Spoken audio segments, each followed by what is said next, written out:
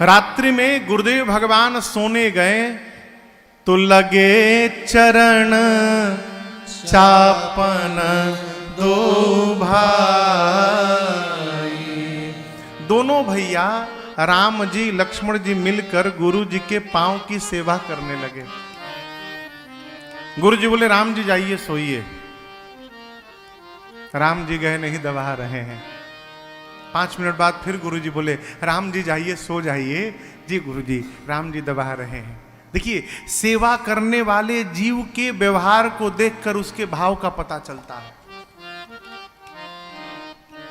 आजकल के गुरु जी एक बार खाली कहीं दे बाह चेला, ठीक बा गुरु जी प्रणाम, चेला चला गया।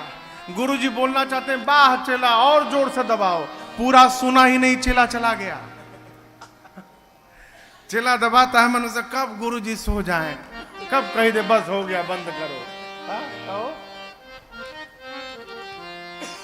यहां बार बार मुनि अज्ञान दीन्ही। बार बार गुरु जी ने जब कहा, एक बार नहीं कई बार, बार बार गुरु जी कहते थे, राम जी छोड़ते नहीं थे। जी गुरु जी बस 2 मिनट और, 2 मिनट और है। जब बार बार गुरुदेव ने आज्ञा दी तब जाकर राम जी लक्ष्मण जी वहां से गए। अब राम जी सोने गए तो राम जी के पांव को लक्ष्मण जी दबाने लगे। यहां भी वही दर्शन करिए, पुनि पुनि प्रभु कह सोवहुता।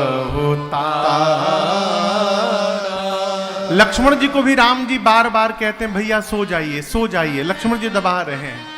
लेकिन यहां एक विशेष आपसे निवेदन करूं, लक्ष्मण जी कैसे दबा रहे हैं। गोस्वामी जी कहते हैं सभय सप्रेम, भय भी है और प्रेम भी है। अब आप बताओ, राम जी के पांव की सेवा करने में भय कैसा है? कहिए, आप गुरु जी का पांव दबाएंगे तो प्रेम जागृत होना तो सही है। आप सौभाग्य देखेंगे, कितना सौभाग्य, हमको स्पर्श करने का अवसर मिल रहा है गुरु चरण को, ये तो प्रेम जागृत होगा। भय क्यों जागृत होगा? भय इस बात का है कि कहीं मेरे हाथ से जोड़ से न दब जाए और मेरे प्रभु को कष्ट हो जाएगा, इस बात का भय है। और याद रखिएगा, भय वही होगा जहां प्रेम होगा। जो आपको प्रेम करेगा वही भय भी करेगा कि कहीं कहीं ठीक से दबे, नहीं तो कहीं जोर से न दब जाए। और जिसको प्रेम ना हो तो गाजर की तरफ पकड़ के दम। तो कई लोग तो ऐसे मिल जाते हैं, गोड़ दबानो, भैया कृपा करो भैया रहने दो, ना दबाओ ना दबाओ, कृपा करो। यहां राम जी के पांव को लक्ष्मण जी दबा रहे हैं। सभय सप्रेम परम सचुपाए। मानो परम सौभाग्य की प्राप्ति हो गई हो। भय और प्रेम के साथ लक्ष्मण जी चापत चरण लखन उरलाए। जब बार बार रघुनाथ जी ने कहा कि भैया सो जाइए, तो राम जी से दूर कहीं लक्ष्मण जी सोने नहीं गए। लक्ष्मण जी कहां सोए? पौढ़े धरी उर पद जल।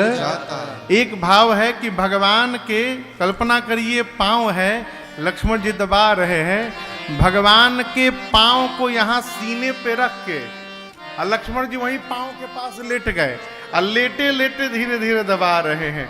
पौढ़े उर धरी पद जल जाता।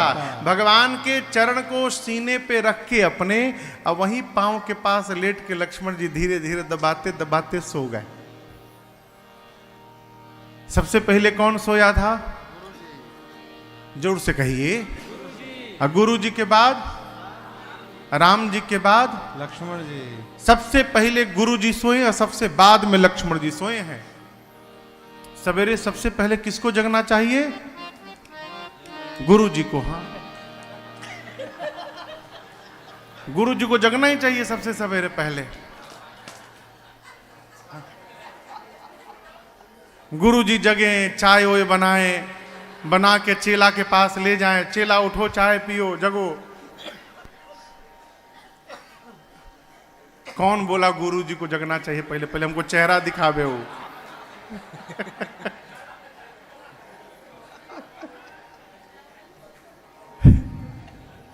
यहां दर्शन करिए। प्रातः काल सबसे पहले उठे लखन। कब उठे? निसी विगत सुनी। निसी यानी रात, विगत यानी बीतने के बाद सुने। क्या सुने? अरुण शिखा धुन का। अरुण शिखा का धुन सुनाई पड़ा कान में, तो रात्रि बीतने के बाद सवेरे लक्ष्मण जी जगे। ये अरुण शिखा क्या है? शिखा जानते हैं? शिखा, शिखा मने चुटिया।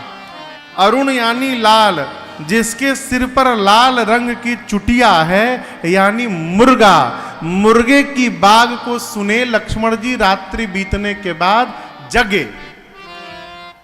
सबसे पहले लक्ष्मण जी उठे, गए राम जी के पांव की सेवा करने लगे।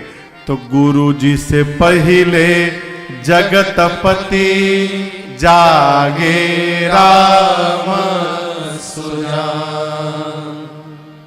सबसे पहले लक्ष्मण भैया उठे, फिर राम जी उठे, फिर जाकर गुरुदेव भगवान उठे। ये प्रसंग कहता है जिसको उठाना नहीं पड़ता है वो बन भया, जो बनना है बन भया। यहां लक्ष्मण जी स्वयं जगे हैं। जगने के बाद राम जी की सेवा किए तो राम जी जगे। मिंटू भैया, और जब दोनों भैया जाकर गुरु जी की सेवा किए तो गुरु जी जगे अंत में। प्रातः क्रिया से प्रभु निवृत्त भय, मन में विचार किए कि गुरुदेव पूजन करेंगे तो पुष्प दल चाहिए। अस्तु स्वयं राम जी जाकर गुरु जी से अनुमति मांगे। अनुमति मांग करके समय जानी गुर आय सुपाई।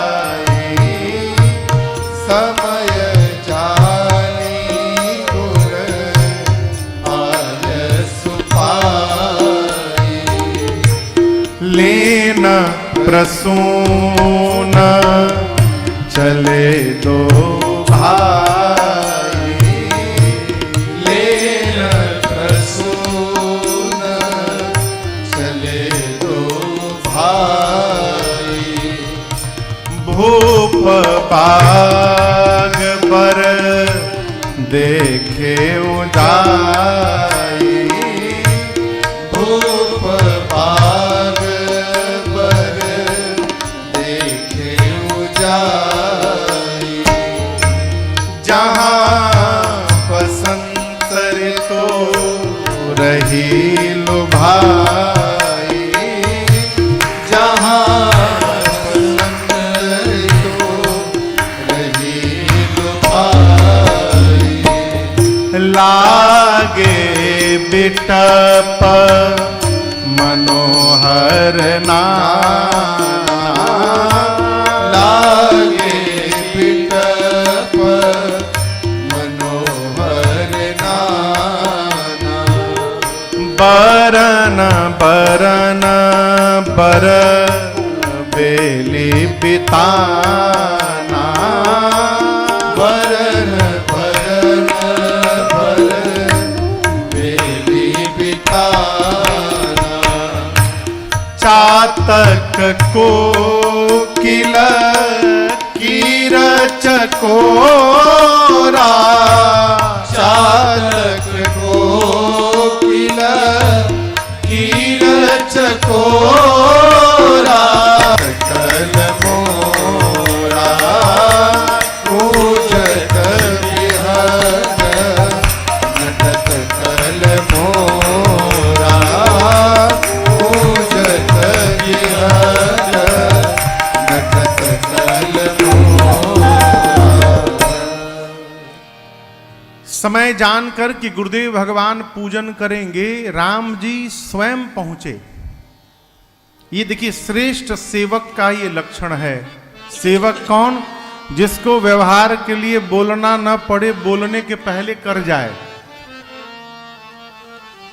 सीता मैया से विदा के समय, विवाह के समय, विदा के समय कौशल्या मैया ने केवल एक बात कही थी, बेटी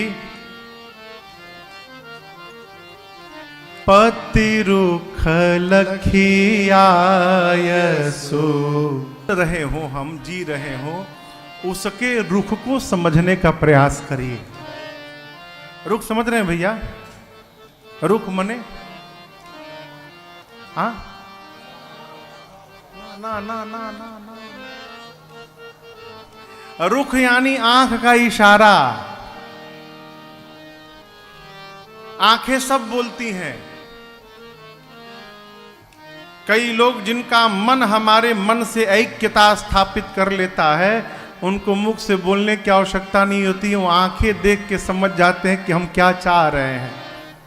और जिसका शरीर पास में रहता है, मन नहीं रहता, वो आंख छोड़िए, इसकी भी नहीं समझते, क्या बोल रहे हैं हम समझ नहीं पा रहे हैं। यहां गोस्वामी जी कहते हैं कि राम जी गुरुदेव भगवान के पास स्वयं पहुंचे, अनुमति लिए, गुरुदेव आज्ञा हो तो हम पुष्प दल ले आवे पूजन के लिए। आज्ञा लेकर गए पुष्प दल लेने जनक जी महाराज के पुष्प वाटिका में मिथिला के। यहां गोस्वामी तुलसीदास जी ने इस बाग का, बगीचे का बड़ा अद्भुत वर्णन किया। जिस प्रकार का हमारा चिंतन और हमारा सोच, हमारा व्यवहार होता है, उसी प्रकार की सामग्री हम घर में सजाते हैं। समझ रहे हैं आप मेरी बात को? बनारस में घर में विनय हरम गए, उनके ड्राइंग में बड़का बाघ का छाल लटका हुआ है, बड़का छाल, याद है वो?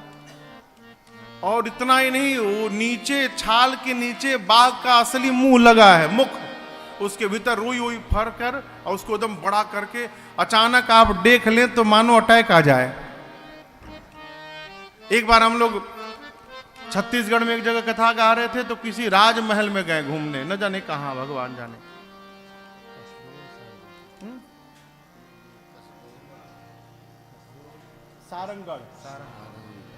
सारंगढ़, वहां जो राजा परिवार है, वहां पर उनका जो महल है, वो बुलाए चाय पर, तो हम लोग गए, सभी लोग गए।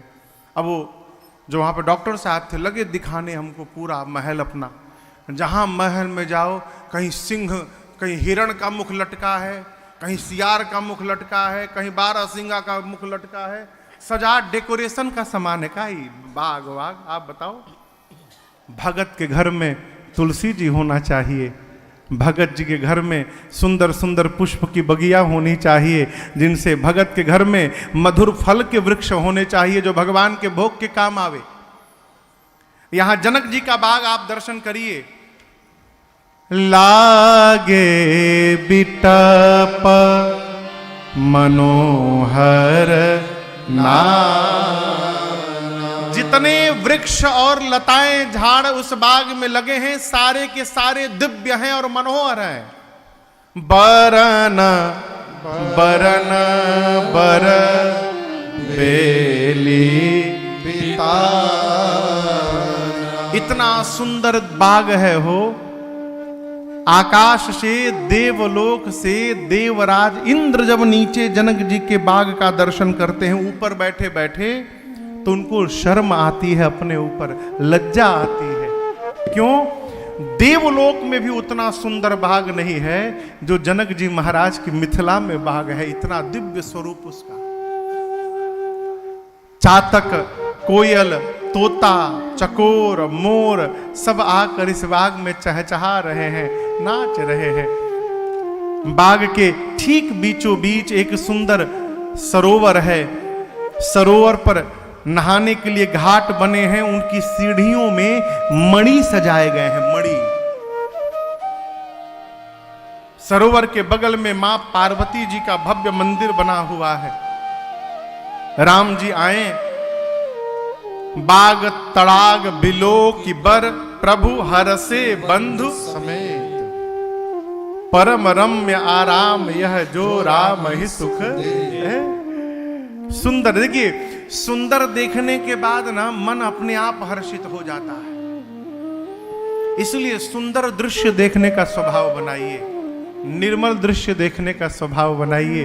भगवान बाग देखें, परम रम्य आराम यह जो राम ही सुख देत। भगवान गदगद हो गए।